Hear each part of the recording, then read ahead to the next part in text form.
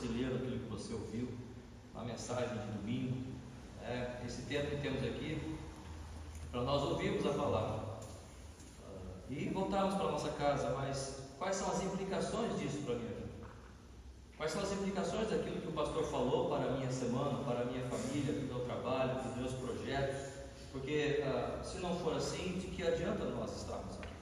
Estamos aqui exatamente para nós trazermos esta mensagem, trazermos uma palavra, mas não necessariamente ela tem que fazer um efeito efetivo agora, entende? Nós esperamos que sempre a palavra de Deus fale comigo agora, mas às vezes não é assim que funciona. Jesus falou com o jovem rico e não teve um resultado imediato. Não sabemos depois o que aconteceu. Jesus falou com Nicodemos, mas também não teve um resultado imediato.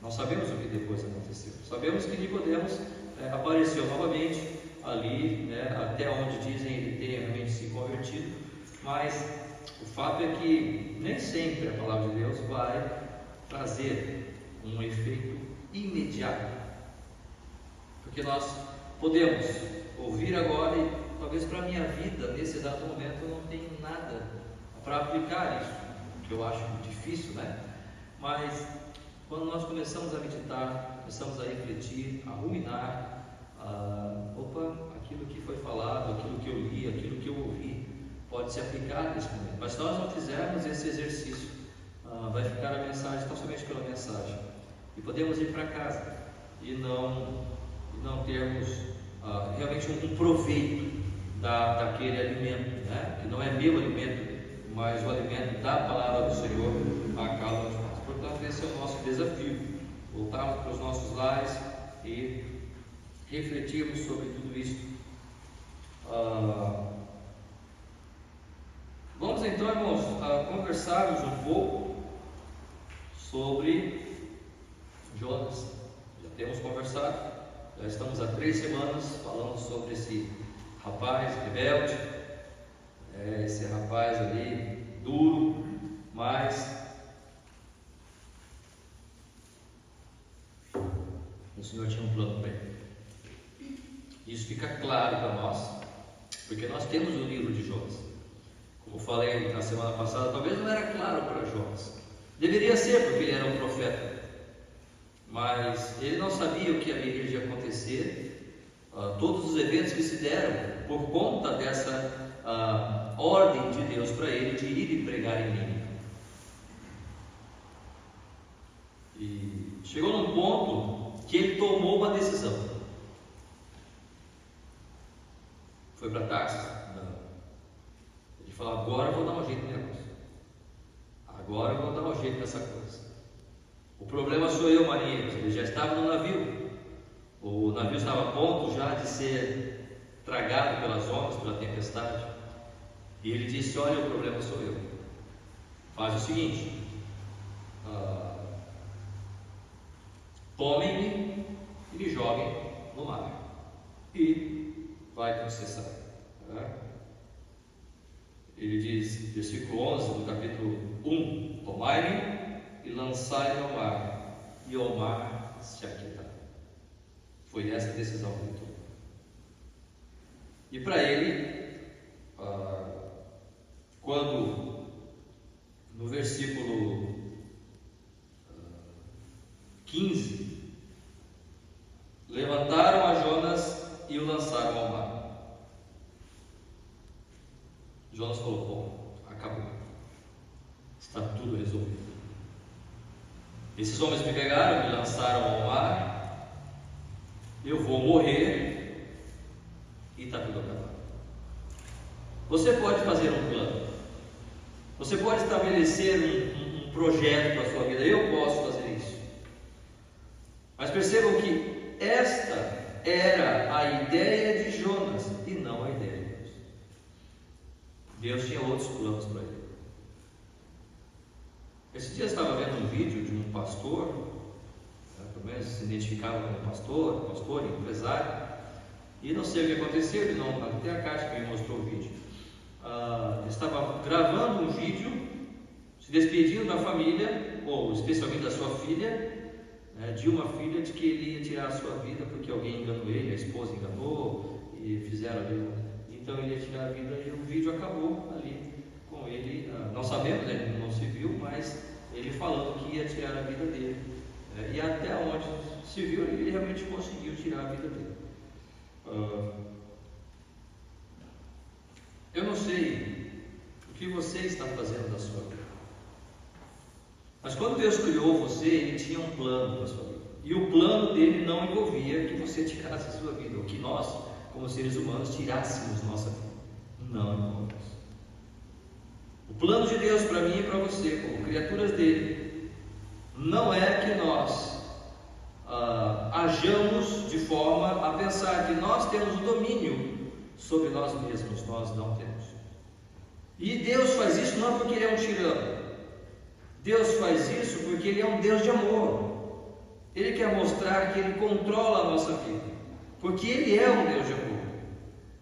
Porque se a palavra de Deus for correta, e ela realmente é a verdade, a palavra do Senhor mostra que há dois caminhos para o homem: o céu e o inferno. A salvação eterna ou a condenação eterna. Não há meio termo. Não há meio termo. É claro que se nós olharmos para o que nós ouvimos, talvez dos nossos professores, talvez daquele artista que nós consideramos, temos ele como ídolo, aquele cantor, a cantora, aquele youtuber, eles não vão falar sobre isso. Eles não vão dizer que há um céu e um inferno e você precisa receber Cristo como Salvador da sua vida. Eles não vão falar isso, porque isso não dá ibope, isso não dá grana, isso não dá fama, não dá like. Ele vai falar aquilo que você quer ouvir, porque nem ele sabe o que é a vida depois da morte. Essas pessoas que estabelecem esses conceitos, formadores de opiniões, eles estão formando opiniões sobre o que? Eles não sabem, eles nunca foram e voltaram. Quem é o detentor da verdade? Por quê? Quem diz para ele que ele sabe o que vai acontecer depois da morte? Ou que morreu, acabou? Ou que o inferno é aqui? Porque são isso que esse pessoal fala. Porque ele quer vender o seu produto, quer vender para você, e quer que você permaneça vivo o máximo possível para comprar o produto dele. Mas a palavra de Deus não. Ela está dizendo: a decisão que você toma aqui nessa terra vai implicar se você vai para a condenação ou para a salvação eterna. Você pode traçar os planos que você quiser. Você pode achar, eu posso achar que eu tenho domínio sobre a minha vida, o meu corpo, o meu destino, mas eu não tenho. É Deus. Falar sobre Deus hoje, falar sobre um Deus que controla a nossa vida, é alguma coisa que não dá bom. Mas Deus faz isso, e Ele quer controlar a minha vida e a sua vida, porque Ele sabe que o destino de alguém sem Deus é a condenação eterna. É uma eternidade longe da presença dele. E Ele quer alertar a mim, quer alertar a você, para dizer o seguinte: você precisa tomar uma decisão, no sentido de reconhecer a Cristo como Senhor da sua vida. Você precisa entender que Ele quer ser Senhor da sua vida, efetivamente. Jonas não estava entendendo isso. Damos um desconto para Jonas, porque Jonas viveu no Velho Testamento. E no Velho Testamento não havia o Espírito Santo que habitava nos corações para convencê-lo do pecado, da justiça e do juízo. Jonas era um homem que Deus usava, se convertido antes ou não, eu não sei, não sabemos. Deus é soberano para usar quem Ele quiser. Ele usou até mesmo uma mula, por que não um Jonas? Mas o fato é que Jonas precisava desse encontro com Deus para entender que Ele não tem o controle da sua vida. Nós não podemos controlar, como nós achamos muitas vezes que podemos. No capítulo 2 de Jonas, então, depois que ele é lançado ao mar, que aqueles marinheiros jogam ele no mar, e Jonas, com certeza ali, bebendo algum pouco de água salgada, e a água entrando pelas suas narinas, e afogado, e tudo bem, eu vou sofrer um pouquinho, mas daqui a pouco eu morro, e a coisa só piora. Vem um peixe, Versículo 17 do capítulo 1: Deparou o Senhor um grande peixe para que tragasse a Jonas. E esteve Jonas 3 dias e 3 noites no ventre do peixe. Vamos orar. Nosso Deus Pai, abençoe a Tua palavra, para que ela fale aos nossos corações. Abençoa-nos, ó Deus, dá-nos a Tua graça, pelo ministério do Teu Santo Espírito. Em Cristo Jesus que nós oramos e agradecemos. Amém. Não eram estes os planos de Jonas. Passar 3 dias e 3 noites no ventre do peixe. O plano dele era morrer e acabar com ele. O plano dele não era passar. Já passou 3 dias e 3 noites dentro de um quarto fechado, escuro. Não tinha lâmpada ali dentro daquele estômago do peixe. Eu não imagino que fosse algo muito confortável. Imagine você dentro do estômago do peixe, o suco gástrico, o cheiro. 3 dias e 3 noites aquele peixe continuava se alimentando, porque eles continuam se alimentando, e algas e outros peixes sendo digeridos ali. Não sei como é que funcionava o ventre, o estômago desse peixe, como é que funcionou a coisa, mas o cheiro não era bom, aquelas gosmas, e ele como, quem sabe Jonas via um peixinho nadando ali, opa, xuxi, peixe cru, é o que tem para hoje. Não eram os planos de Jonas, mas Deus está dizendo: Jonas, não são os teus planos, é o meu plano. E Jonas, então, no ventre do peixe, vai dizer o seguinte, capítulo 2 de Jonas: Então Jonas, no ventre do peixe, orou ao Senhor, seu Deus, e disse: Na minha angústia clamei ao Senhor, e Ele me respondeu. Do ventre do abismo gritei, e tu me ouviste a voz. Pois me lançaste no profundo, no coração dos mares, e a corrente das águas me cercou, todas as tuas ondas e as tuas vagas passaram por cima de mim. Então eu disse: Lançado estou diante dos teus olhos, tornarei porventura a ver o teu santo templo. As águas me cercaram até a alma, o abismo me rodeou, e as almas se enrolaram na minha cabeça. Desci aos fundamentos dos montes, desci até a terra, cujos ferrolhos se correram sobre mim para sempre. Contudo fizeste subir à sepultura a minha vida, ó Senhor meu Deus. Quando dentro de mim desfalecia a minha alma, eu me lembrei do Senhor, e subiu a ti a minha oração no teu santo templo. Os que se entregam à idolatria vã abandonam aquele que lhes é misericordioso, mas com a voz do agradecimento eu te oferecerei sacrifício. O que votei pagarei, ao Senhor pertence a salvação. Falou, pois, o Senhor ao peixe, e este vomitou a Jonas na terra. Quero chamar a atenção para esta oração de Jonas. Eu penso que esta oração foi uma oração de redenção, diferente da oração de Jacó. Quando Jacó teve aquele sonho e lutou aquela noite com o anjo, e ali Jacó foi transformado, né? Eu imagino que Jonas foi também transformado. Porém, nós sabemos no decorrer da história que ele ainda assim demonstra algum tipo de rebeldia, mas nós vamos deixar isso para domingo que vem. Mas neste momento nós vemos um homem que está compreendendo, que está percebendo que a sua situação diante do Deus, Criador dos céus e da terra, não é tão boa quanto ele pensava que fosse. Eu queria convidar os irmãos também para lermos mais um texto em Mateus capítulo 5. Mateus capítulo 5, a partir do versículo 3, é um texto que nós já conhecemos, também já conversamos a respeito desse texto, das suas implicações para nós hoje.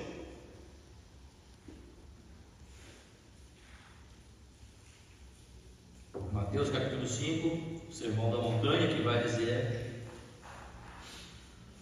Bem-aventurados os humildes de espírito, porque deles é o reino dos céus. Bem-aventurados os que choram, porque serão consolados. Bem-aventurados os mansos, porque herdarão a terra. Bem-aventurados os que têm fome e sede de justiça, porque serão fartos. Até o verso 6. Por que nós lemos esse texto até o versículo 6, irmãos? Martin Lloyd Jones vai fazer uma analogia nesse texto com relação a como se fosse uma montanha, o sermão da montanha, não é? E para que você suba a montanha para ter um encontro com Deus, é necessário que você seja pobre de espírito. Em sendo pobre de espírito, ou seja, reconhecendo a sua pobreza de espírito, você vai chorar. Bem-aventurados os que choram. Quando você reconhece a sua pobreza de espírito, que você não pode dar nada, e você chora, então você se torna manso. Bem-aventurados os mansos. E aí você busca a justiça em Deus. Bem-aventurados os que têm fome e sede de justiça. Aí você chegou ao ponto máximo da montanha, porque você teve um encontro com Deus. Você entendeu que é pobre de espírito, você chorou, você se tornou manso por conta desse entendimento da sua condição, e você então busca a justiça. E você chega então ao encontro com Deus. Aí você precisa descer a montanha para começar a aplicar isso que você aprendeu, essa transformação que Deus realizou em você. Você precisa então começar a aplicar isso, sendo que misericordioso, limpo de coração, pacificador e consequentemente será perseguido. Nós só vamos até o topo da montanha. Acho que Jonas foi só até o topo da montanha e ele não desceu, né? Ele não foi misericordioso com o povo de Nínive, ele não foi pacificador, ele não foi perseguido por causa da justiça. Ele chorou por causa de uma boboreira, mas esse é um assunto para a semana que vem. O que nós temos aqui, então, é um caminho para a redenção. O caminho para a redenção. Jonas era um profeta, sim. Deus usava este homem para pregar a sua palavra para o povo de Israel. Mas, neste momento, em se deparando com esta missão, Jonas se torna rebelde. E então Deus dá uma lição para ele. E Jonas se vê então dentro daquele peixe. E Jonas então entende a sua situação. A minha angústia, então Jonas, o ventre do peixe, orou ao Senhor, seu Deus, e disse: na minha angústia clamei ao Senhor, e ele me respondeu. Do ventre do abismo gritei, e tu me ouviste a voz. Há quem diga que Jonas morreu. Há teólogos que dizem que Jonas efetivamente morreu, mas depois Deus o ressuscitou. Não sei, não estou para estabelecer esta coisa aqui, porque a linguagem que ele usa é de alguém que não estava apenas incomodado ou desconfortável no ventre de um grande peixe. A linguagem que ele usa, segundo alguns teólogos, é de que ele realmente se sentiu no inferno, ou ele estava no inferno efetivamente. Mas o fato, deixando as especulações de lado, nós vamos perceber que Jonas, ele ora ao Senhor no versículo 1, no versículo 2 ele clama ao Senhor, e no final do versículo 2 ele grita ao Senhor. Ele ora, não satisfeito, ele clama ao Senhor, e ainda não satisfeito, ele grita a Deus, porque agora ele compreende a sua situação. Agora ele percebe que aquele homem que estava no navio, que resolveu ir para Tarsis, que pagou, que encontrou o navio que ia para Tarsis, que pagou a passagem do navio para ir para Tarsis, ele não tinha o controle da sua vida. Ele não chegou a Tarsis. Os seus planos foram frustrados. E mesmo aquele homem que, eu não cheguei a Tarsis, mas agora eu vou me jogar no mar, vocês vão me jogar aqui, eu vou morrer e tudo vai acabar. Não é assim que funciona, Jonas. Não é assim que funciona, Márcio. Não é como você quer. Você precisa entender que você não tem o controle da sua vida. E ninguém tem o controle da sua vida. Se nós não entendermos isto, nós não estamos prontos para entender o que é o Evangelho. E ele compreendeu isso. Agora sim, ele percebeu que ele era pobre de espírito.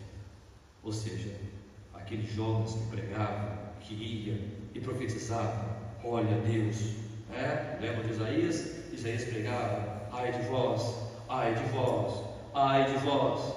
Mas quando ele tem a visão no capítulo 6, ai de mim, porque sou homem de lábios impuros e habito no meio de um povo de impuros lábios. Jonas, Isaías pregava porque Deus enviava para pregar, ele estava obedecendo ao Senhor. Mas ele fazia aquilo, posso usar uma palavra aqui entre aspas, se é que eu posso. Ele fazia aquilo profissionalmente, vamos dizer assim. Mas quando ele teve aquele encontro com Deus no capítulo 6, Senhor, agora eu estou te vendo, agora eu compreendo quem tu és. É o mesmo caso de Jonas. Deus usava Jonas, mas Jonas não tinha tido de fato um encontro com o Senhor, ele não tinha entendido a sua situação. Talvez ele achava porque ele era profeta, ele tinha o direito de dirigir a sua vida.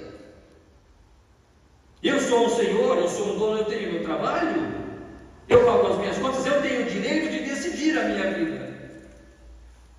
Eu sou um jovem nesta geração, mente aberta, eu tenho o direito de decidir a minha vida e o que é que eu vou fazer da minha vida. Não, você não tem. Eu sou uma senhora, eu tenho filhos e eu já cuidei dos meus filhos, então eu posso fazer porque afinal de contas eu tenho o direito. Não tem. Deus não dá o direito a ninguém de ser Deus da sua própria vida. Ele está dizendo: eu quero ser Senhor da sua vida. Eu quero que você entenda que você não tem nada, você não pode nada. Jonas entende isso. E ele não está falando, irmãos, de questões materiais. Porque quantas vezes nós vamos ao Senhor porque nós queremos alguma coisa, mas quando a nossa alma está necessitando deste conforto, deste consolo, enquanto nós não entendermos que nós estamos vazios, nós podemos estar cheios de dons, podemos estar cheios de capacidades, podemos estar cheios de energia física, podemos estar cheios de vida, mas a nossa alma pode estar vazia. Jonas, como estamos falando desse homem, ele servia, ele trabalhava, ele falava, ele pregava, decidiu viajar. Mas ele vai dizer: na minha angústia clamei ao Senhor, e perceba, do ventre do abismo gritei. Ele se sentiu ali no inferno. Se morreu ou não vamos estabelecer aqui algo como verdade, né? Estou apenas colocando cogitações dos teólogos mediante a linguagem que ele usa. Mas estamos olhando especificamente para o texto. Jonas não está dizendo aqui: olha, eu quero sair desse peixe, Senhor, eu quero sair do estômago desse bicho aqui. Não. Ele está olhando para a sua própria alma e percebendo a sua inutilidade, e não tinha nada que ele pudesse fazer ali naquele momento, senão orar ao Senhor, clamar ao Senhor e gritar ao Senhor. Percebe que o nível dos seus pedidos vão aumentando, o nível da maneira como que ele fala com o Senhor, com que ele busca o Senhor, vai aumentando de intensidade. Lembram do cego de Jericó, lá em Marcos 10, 48? É um dos textos que fala, Marcos 10, 48. Quando ele diz ali: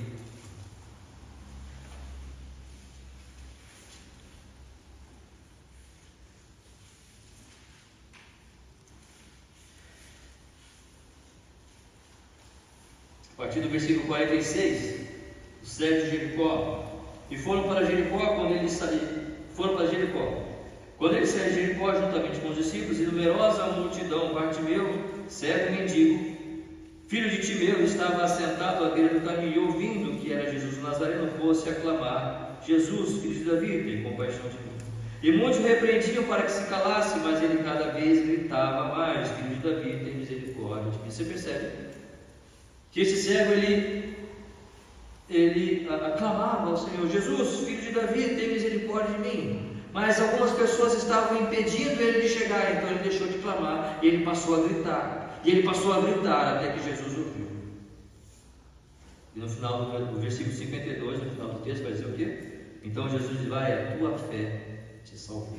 Não é somente salvação da sua cegueira. Não é essa a questão. Nós estamos tão preocupados com a questão pessoal, particular, nós estamos tão preocupados com a questão temporal, com a nossa vida nessa terra, que nós esquecemos que a nossa alma é eterna. Nós esquecemos que a nossa alma, um dia ela vai partir daqui. E para onde você vai? Para onde eu vou? Você pode viver 100 anos, mas essa não é a questão. A questão não é como você viveu. A questão é onde está a tua alma. Com quem está guardando ela? Como você está satisfazendo ela com as questões deste mundo, com os privilégios deste mundo, com as realidades deste mundo, com aquilo que você vê, com aquilo que você percebe, com aquilo que você gosta, com aquilo que você tem prazer, com aquilo com aquilo que eu me satisfaço, ou com a pessoa de Cristo Jesus?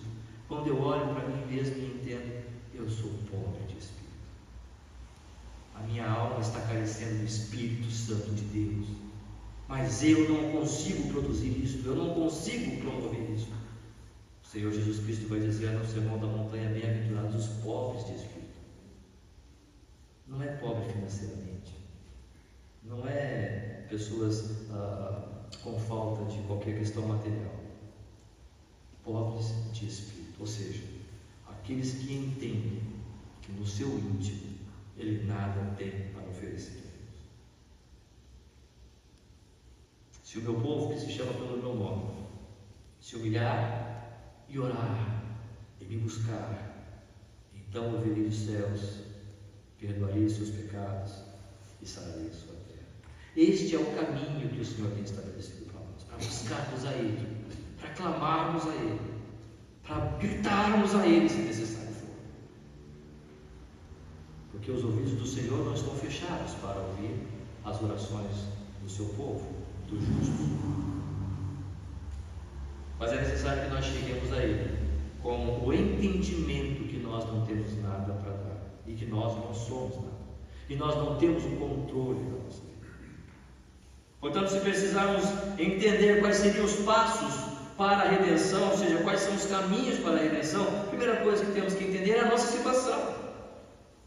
Uma situação de que nós não podemos resolver o nosso problema espiritual. Não há nada que você possa fazer, não há nada que eu possa fazer. E aí Jonas começa a especificar a sua realidade. Versículo 3: pois me lançaste no profundo, no coração dos mares, e a corrente das águas me cercou. Todas as tuas ondas e as tuas vagas passaram por cima de mim. Então eu disse: lançado estou diante dos teus olhos, tornarei porventura a ver o teu santo templo. As águas me cercaram até a alma, o abismo me rodeou, e as algas se enrolaram na minha cabeça. Desci até os fundamentos dos montes, desci à terra, cujos ferrolhos se correram sobre mim para sempre. Perceba que agora ele começa a diagnosticar o que está acontecendo com ele. Em primeiro lugar, ele fala da sua realidade, da sua alma, do seu interior, e ele busca a Deus. Senhor, eu preciso buscar a Ti, porque eu estou longe de Ti.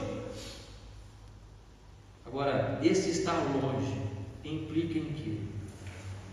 Eu estou no profundo coração dos mares, a corrente das águas me cercou, as tuas ondas, as tuas vagas passaram por cima de mim. Ou seja, eu estou em tribulação, eu estou em sofrimento, eu não sei para onde vou. Você já se imaginou numa tempestade ou num mar, você sozinho ali, e dentro daquele peixe, e água entrando e água saindo, e aquele cheiro, como falamos há pouco? Não deve ser uma situação muito confortável. Mas sabe o que era o problema maior? Olha o que Jonas coloca como seu problema maior. Versículo 4: então eu disse: lançado estou de diante dos teus olhos, tornarei porventura a ver o teu santo templo. Ou seja, o Senhor me lançou de diante dos teus olhos, o Senhor me separou de Ti, o Senhor se afastou de mim, ou o Senhor se permitiu que eu me afastasse do Senhor. Eu não consigo mais perceber que o Senhor está olhando para mim, eu não consigo sentir que o Senhor está cuidando de mim. Tornarei templo para o judeu. O templo para o judeu é a presença de Deus. Deus se manifestava ao povo no templo. O povo levava os seus sacrifícios e Deus, o sacerdote, fazia todo o preparativo, aspergia o sangue sobre o altar e aceitava aquele sacrifício com fogo. E Deus se regozijava diante do seu povo por aqueles sacrifícios que eram oferecidos a ele. E o povo, cada cidadão, cada hebreu, cada israelita que ia ali e participava desse cerimonial, ele percebia a presença de Deus. Lembra quando o templo de Salomão foi lançado? Que a glória de Deus se manifestou de tal forma que como nuvem, e eles não podiam enxergar, e eles ficaram alegres e contentes por perceberem que ali estava Deus, a glória de Deus estava manifestada ali. Esta era a ideia para o judeu sobre o templo. Quando nós estamos no templo, Deus está ali. Quando nós estamos cumprindo os nossos cerimoniais, Deus está ali. E não só está ali, como Ele está se agradando de mim. Isso era tudo para o judeu. Perceba que Jonas não está preocupado aqui com sair do peixe, com comer um churrasco, com assistir a final do Mundial de Clube. Não. Senhor, será que algum dia eu vou poder ter a oportunidade de entrar de novo no teu templo e perceber a tua presença? Eu estou aqui nessa situação porque um dia eu entendi, eu percebi que eu poderia dirigir a minha vida e eu estou vendo que eu não posso. Será que algum dia eu vou ter a oportunidade de olhar para o teu templo e perceber o Senhor agindo no teu povo, vendo o Senhor recebendo aqueles holocaustos, aquelas ofertas? Eu vou perder esta oportunidade. Eu não quero, Senhor. Oh Deus, que oportunidade maravilhosa quando eu estou junto com os meus irmãos, podendo adorar o teu nome, podendo servir ao Senhor, podendo de alguma forma servir com as minhas mãos para o progresso do Evangelho desta terra. O nosso tempo aqui é curto, e quantas coisas nós fazemos e imaginamos e colocamos para nos impedir de muitas vezes estar aqui. Eu não estou dizendo que estar na igreja é o sinônimo de espiritualidade, mas, irmãos, esta é a coisa mais prática que nós temos. É claro que o templo hoje somos nós mesmos, né? Mas muitas pessoas se enganam, dizendo: eu não preciso ir à igreja, eu não preciso participar de uma igreja.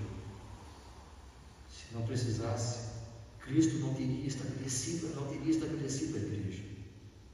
É claro que no Novo Testamento nós temos uma visão diferente, porque nós estamos aqui e cremos que Deus está aqui nesse momento.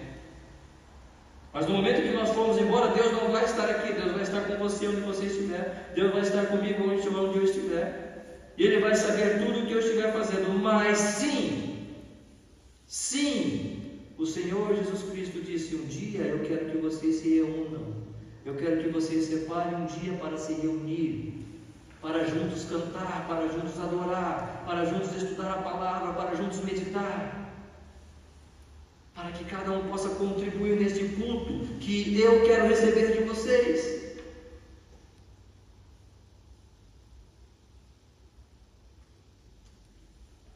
Já sentiu saudade da igreja?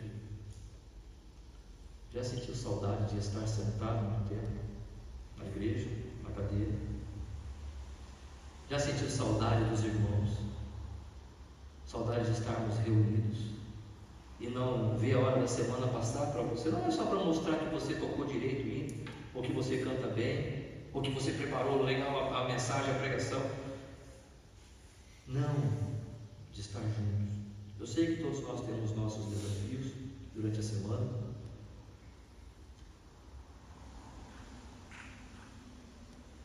mas quando estamos juntos, estamos reunidos em nome do Senhor Jesus Cristo para adorar a Ele. E é por isso que estamos aqui. Mas não somente isso. Deus é Espírito e importa que os seus adoradores o adorem em Espírito e em verdade. Você já sentiu saudade de Deus? Não exatamente da igreja, mas você já sentiu saudade de Deus? Você já sentiu que por algum motivo parece que Deus está distante? Por algum motivo Deus não está te ouvindo? E você olha para ele e diz: Senhor, o que foi que eu fiz? Senhor, por que o Senhor não ouve a minha oração? O que foi que eu fiz que parece que eu estou sozinho? O Senhor não olha para mim, o Senhor não ouve, eu não sinto mais aquela mesma companhia de antes. Senhor, o que eu preciso fazer para ter aquela mesma emoção, aquele mesmo sentimento de antes, de perceber a sua presença continuamente comigo? O ímpio não vai sentir isso. A pessoa sem Cristo não sente isso, porque ele sente que ele tem um controle da sua vida. Ele pensa que ele pode controlar a sua vida. Mas todas as coisas cooperam para o bem daqueles que amam a Deus, daqueles que são chamados segundo o seu propósito. Quando Deus te chama, você vai sentir saudade dele, sim. Você vai sentir saudade da igreja. Você vai sentir saudade da comunhão com ele. Não necessariamente do culto, mas também do culto, mas você vai sentir saudade e desejo de estar em comunhão com o Senhor, de orar, de chorar diante dele, de ler a sua palavra, de meditar, de crescer, de ouvir mais sobre ele. Esta é a condição do ímpio que não tem a Cristo. Está separado de Deus. Ele não tem saudade de Deus. Ele não pode pensar em Deus. Ele não tem saudade da igreja. Porque no seu coração não passam outras coisas, senão qualquer outra coisa, senão o que o mundo tem para oferecer, ou o que o seu próprio coração deseja para se satisfazer. É claro, quando nós olhamos para Romanos 3:23, todos pecaram e destituídos estão da glória de Deus. Todos pecaram, outras versões vão dizer, carecem da glória de Deus, ou estão separados da glória de Deus. Por isso não podem entender as coisas de Deus, porque estão separados. E enquanto o ser humano, enquanto você, enquanto eu, nós não entendermos que como seres humanos nós estamos separados de Deus, e nós precisamos resolver esse problema, nós precisamos voltar a ter comunhão com Deus, não haverá redenção. Não haverá um processo de salvação. Porque o salário do pecado é a morte. Nós somos pecadores, nascemos em pecado. Quando o Espírito Santo entra no teu coração, você compreende as coisas de Deus, e você sente saudade e necessidade de buscar as coisas do Senhor. Mas enquanto isso não acontece, você continua, ou eu posso continuar, perdido, longe de Deus. Mas é necessário, então, que eu compreenda a minha realidade de estar longe do Senhor. E aí então, o que acontece? Eu choro. Senhor, porventura tornarei a ver o teu santo templo. Imagine que é uma linguagem chorosa de alguém que está preocupado com o que está acontecendo, está preocupado com a sua situação, e ele não está achando legal, ele não está achando bonito, então ele chora. Bem-aventurados os que choram. Quando o homem olha para a sua realidade e percebe que ele está separado de Deus, ele vai chorar, porque Deus o criou. Ele só não chora enquanto ele entender que ele é o comandante da sua vida. Mas no momento que ele percebe que ele não é, Deus está te dando sinais. Deus está mostrando para você. Ele mostra para qualquer pessoa. Desde que você tenha um entendimento mínimo das coisas, Deus está te mostrando. Quando Deus coloca um pai ou uma mãe na sua vida, quando Deus coloca alguém na sua vida para dirigir, Ele está dizendo: você não se dirige. É o seu pai, é a sua mãe, é o seu tutor. Quando você vai trabalhar, Deus está dizendo: não é você quem dirige a sua vida, você tem um empregador e você precisa prestar conta para ele. Quando você está dirigindo o seu carro, não é como você quer, não é como eu quero. Há uma lei de trânsito. Não é como eu quero. Eu não posso simplesmente entender que a partir de agora eu vou passar no vermelho e vou parar no verde. Existe algo sobre mim. Existem situações na vida que acontecem constantemente que os nossos planos são frustrados, para Deus mostrar para nós: eu não estou no controle da minha vida. E se eu não estou entendendo isso, por que, Senhor, que eu não estou entendendo isso? Porque talvez eu esteja separado do Senhor, e eu preciso buscar a Tua presença, eu preciso correr até o Senhor.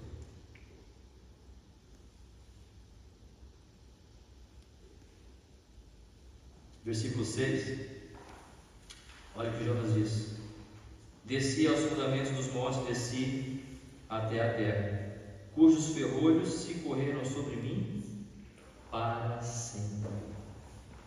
A ideia aqui é eternamente. Ele está sentindo que a sua situação é eterna, não tem condições de resolver.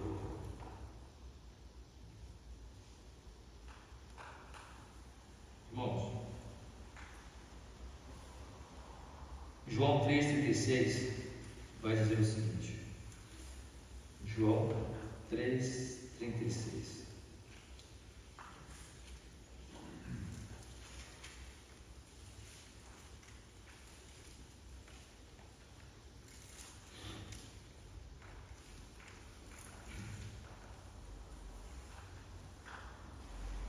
Por isso, quem crê no Filho tem a vida eterna. Quem crê no Filho tem a vida eterna. O que todavia se mantém rebelde contra o Filho não verá a vida. Que vida? Eterna. Mas sobre ele permanece a ira de Deus. E esta ira de Deus permanece sobre ele de que forma? Eternamente.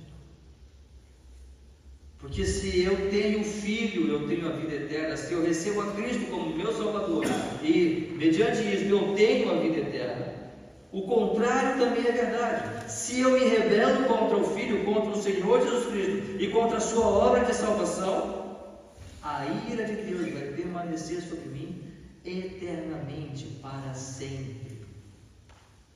Se o ser humano não chorar diante disso, se alguém não chorar diante disso, o que fazer com esse coração?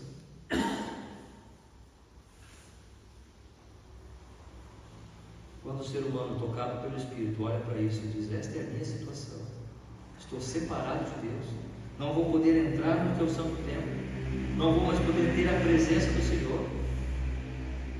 E na verdade, todas essas situações, todas essas aulas, esses ferrolhos que correm sobre mim, essas ondas de tempestade, são eternas, para a eternidade?